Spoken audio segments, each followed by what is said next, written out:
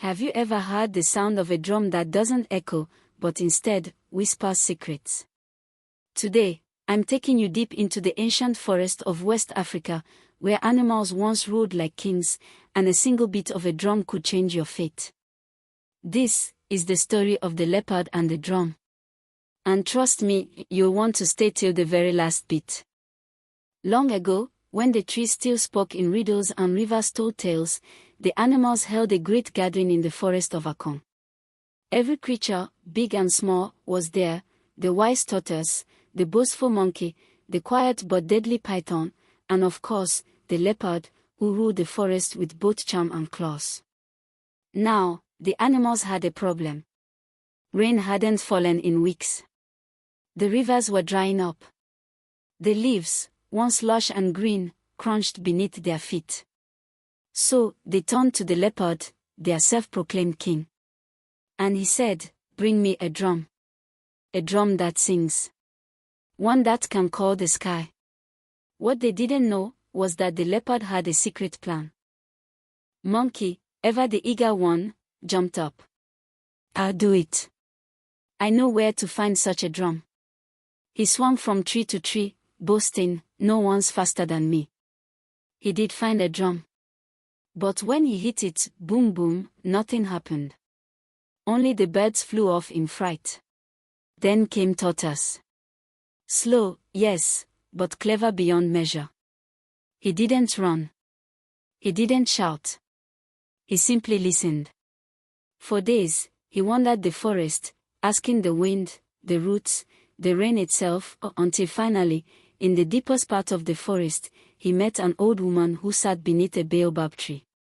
She had eyes like dried rivers, but a smile like the sunrise.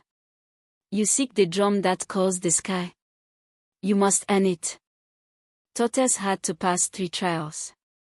One of silence, one of shadow, and one of truth. The first. He sat in absolute silence for a whole moon cycle, no talking, no moving, just listening. The second. He walked through the valley of shadows, where illusions whispered doubts in his ears. But Tortoise, slow as he was, never turned around. The third. The old woman asked him, "If the sky answered only one, and you were thirsty with all others, would you still beat the drum?" Tortoise bowed his head. "No," he said.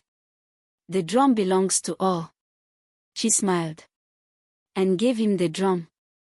But when Tortoise returned, the leopard was waiting. He took the drum. He struck it. Once.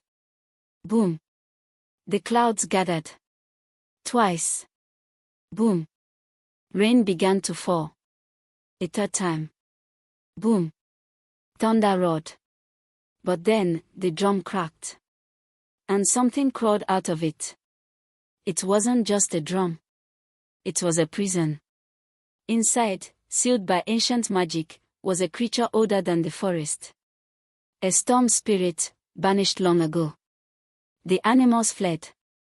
The sky darkened. Trees bent backward in the wind. And the leopard. He tried to run. But the spirit said, "You beat the drum not for all, but for power." And with a single breath, it turned the mighty leopard into a statue of stone. But Tortoise did not run.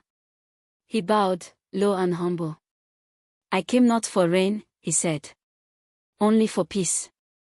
The spirit, now calmer, whispered, "Then speak your truth." Tortoise struck the cracked drum, gently. The rain fell, steady, soft, like tears on dry earth. And the storm faded. The forest healed. The animals never forgot. And the drum. It was placed at the center of Akon, never to be used in greed again. They say, if you listen closely on a quiet night, you can still hear it beating beneath the earth. Boom. Boom. But be warned. Only the wise should ever call the sky. Thank you for watching. If you enjoyed this tale, don't forget to like, share, and subscribe for more magical stories from the whispers of Africa. And remember, sometimes, the quietest voices hold the loudest truths.